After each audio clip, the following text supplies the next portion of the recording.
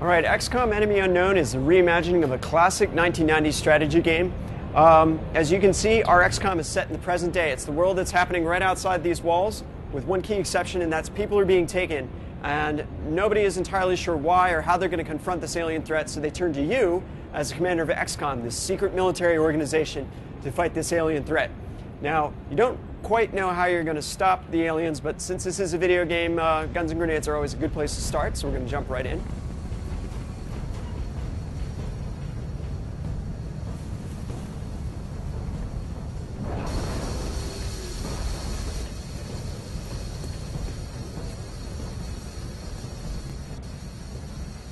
All right, if we pan back a little bit, you can see this view is classic XCOM. You've got this isometric view, you've got the fog of war, you've got your Skyranger dropship idling, you've got this spooky ambient music, but most importantly, you have your squad of soldiers here, and we're going to take a look at them real quick.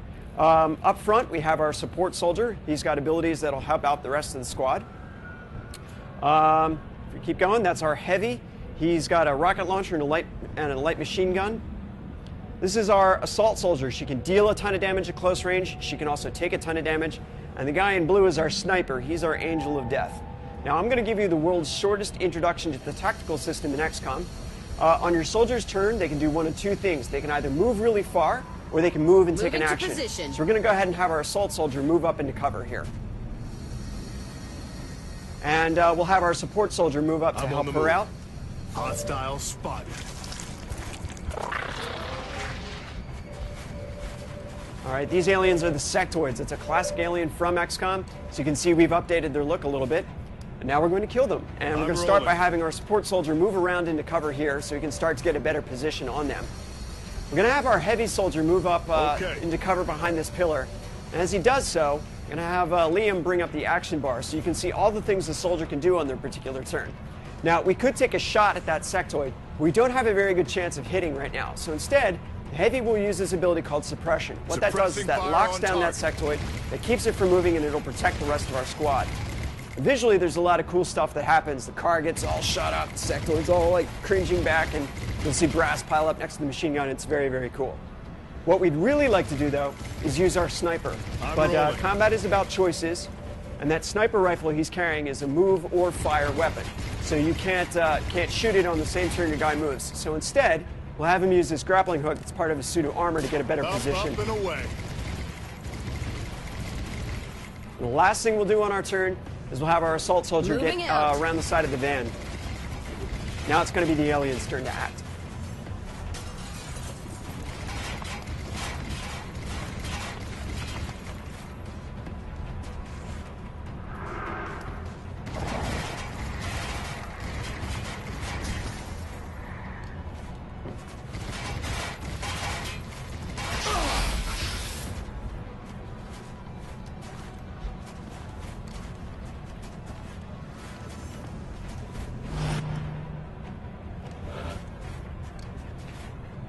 All right, an individual sectoid isn't very strong, but two of them can combine using this mind merge ability. That's that purple thing that's going from one head to the other.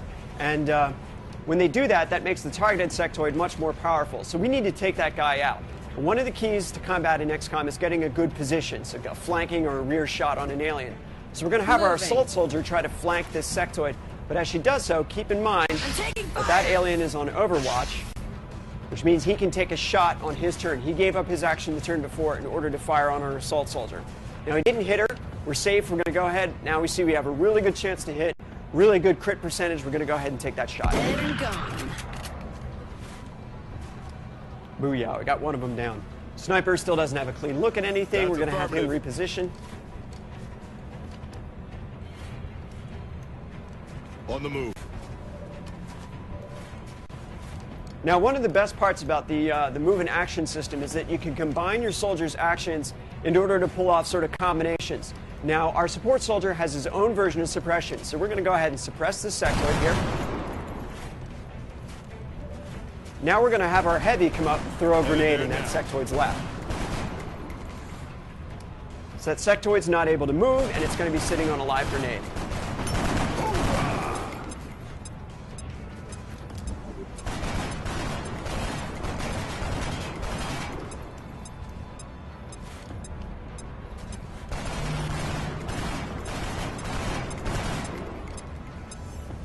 All right, that sectoid can't really do anything. It's going to take a desperation shot here, but time's up for him.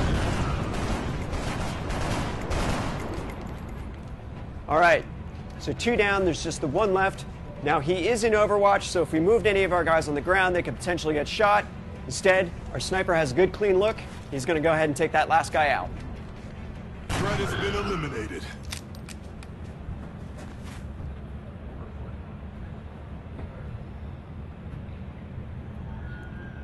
All right, so 3 up, 3 down. We're in a good position now. We're going to go ahead and keep exploring the rest of the level. Hostiles spotted.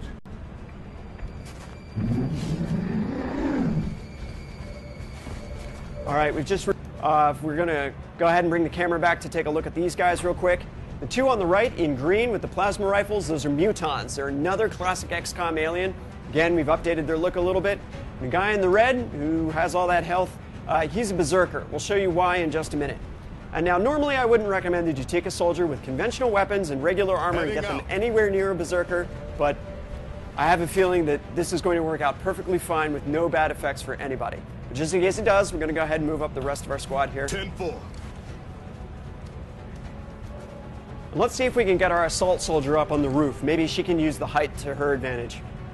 Headed there now.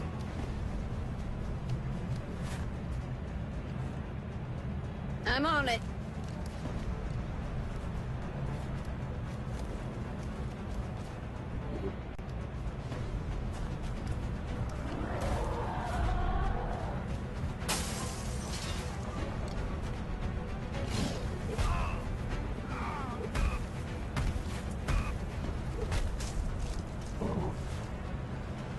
Shit, we lost one.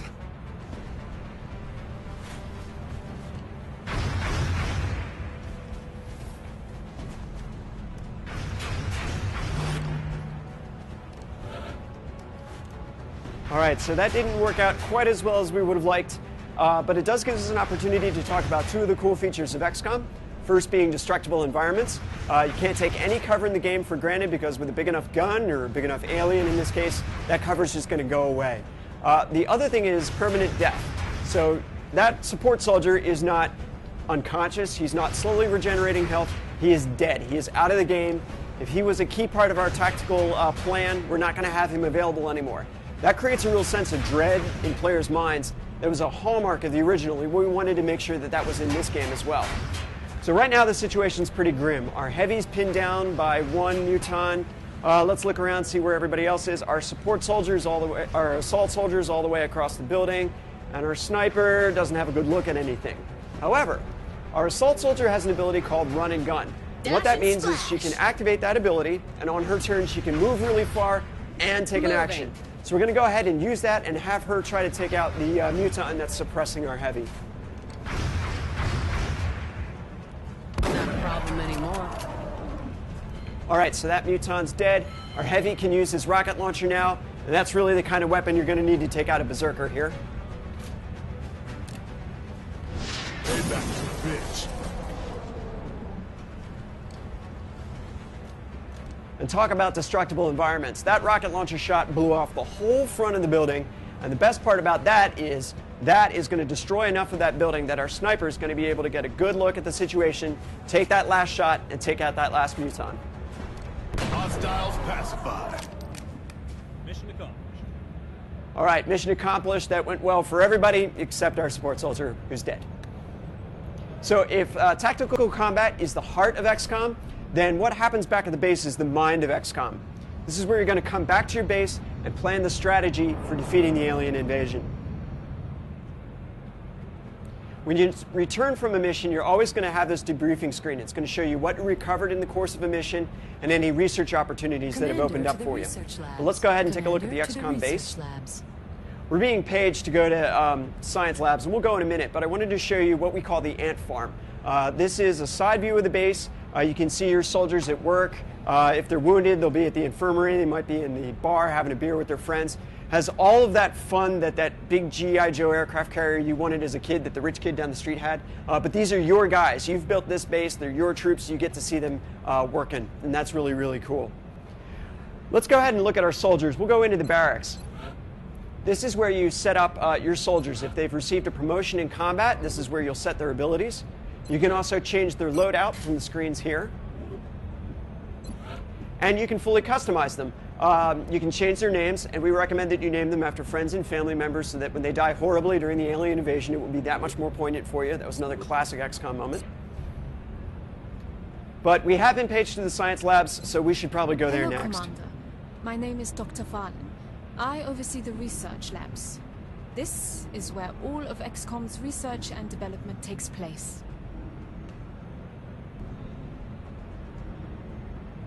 One of the keys to XCOM is taking the alien technology, researching it, and building weapons to fight the aliens themselves. So you're turning the aliens' strengths against them. So as you recover things in the field, you're going to bring it back to your science labs for your researchers to research. And once they've unlocked new technologies, you'll go to engineering, and your engineers will be able to build new armor and weapons and items for you. And you have tough choices to make here. So do you build new armor to cut down on the casualty rate? Or do you build a new module for your base and expand XCOM's capabilities? But after you're done setting your research priorities and building new things in engineering, you're always going to return to mission control. And this is a view that's going to be very familiar to anybody who is a fan of the original game. It's the Earth hanging in space. This is where you're going to receive your missions. This is where you're going to monitor the world for alien threats. And you're going to start by reacting to the situation, to the alien invasion. But over time, you're going to take that fight to the aliens. And that'll probably start by intercepting alien craft that fly through your territory. And like everything else in the game, you can customize your interceptors and your craft in the hangar. You can set up their weapons or reassign them to a different continent. That's where you would do that from. Commander to mission control. Commander So we're being paged to return to mission control. Our demo is almost over. Thanks very much for coming to see it. Commander, there's been a new development. We've definitely got something on the ground. Alpha Squad is on approach.